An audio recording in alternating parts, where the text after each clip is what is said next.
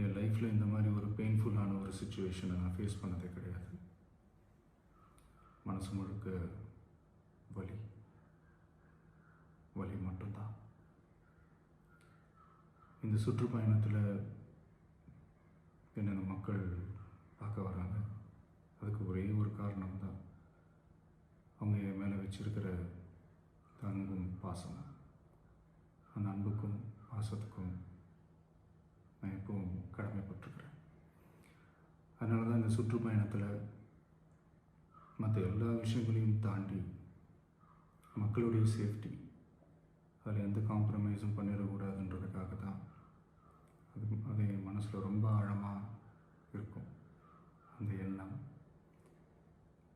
அதனால தான் இந்த அரசியல் காரணங்கள் எல்லாத்தையும் தவிர்த்துட்டு ஒதுக்கி வச்சுட்டு மக்களுடைய சேஃப்டி மட்டும் மைண்டில் வச்சுக்கிட்டு அதுக்கான இடங்களை சூஸ் பண்ணுறது, அதுக்கான இடங்களை பார்த்து பெர்மிஷன் கேட்குறது, போலீஸ் டிபார்ட்மெண்ட்டில் அதை ரிக்வெஸ்ட் பண்ணி கேட்போம். ஆனால்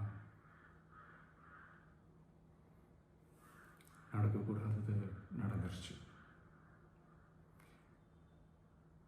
நானும் மனுஷன் தானே. அந்த நேரத்தில் அத்தனை பேர் பாதிக்கப்பட்டு இருக்கும்போது எப்படி அந்த ஊரை விட்டுட்டு என்னால் கிளம்பி வர முடியும்? நான் திரும்ப அங்கே போகணும்னு இருந்துச்சுன்னா அதை ஒரு காரணம் காட்டி அங்கே வேறு சில பதட்டமான சுச்சுவேஷன்ஸ், வேறு சில அசம்பாவிதங்கள், அந்த மாதிரி எதுவும் நடந்துடக்கூடாதுன்றதுக்காக தான் நான் அவாய்ட் பண்ணேன்.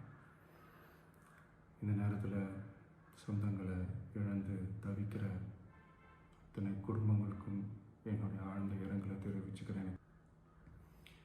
ஹாஸ்பிட்டலில் ட்ரீட் பண்ணிகிட்ருக்கிற எல்லாருமே சீக்கிரமாக க்யூர் ஆகி வரணுன்றதை இந்த நேரத்தில் நான் வேண்டிக்கிறேன். கூடிய சீக்கிரமே உங்கள் எல்லாரையும் நான் சந்திக்கிறேன். இந்த நேரத்தில் எங்களுடைய வலிகளை, எங்களுடைய நிலைமையை புரிஞ்சுக்கிட்டு எங்களுக்காக பேசின அரசியல் கட்சிகளை சார்ந்த நண்பர்கள், தலைவர்கள் அனைவருக்கும் என்னுடைய நன்றியை தெரிவிச்சுக்கிறேன். கிட்டத்தட்ட ஒரு 5 மாவட்டத்துக்கு பிரச்சாரத்துக்கு போனோம்.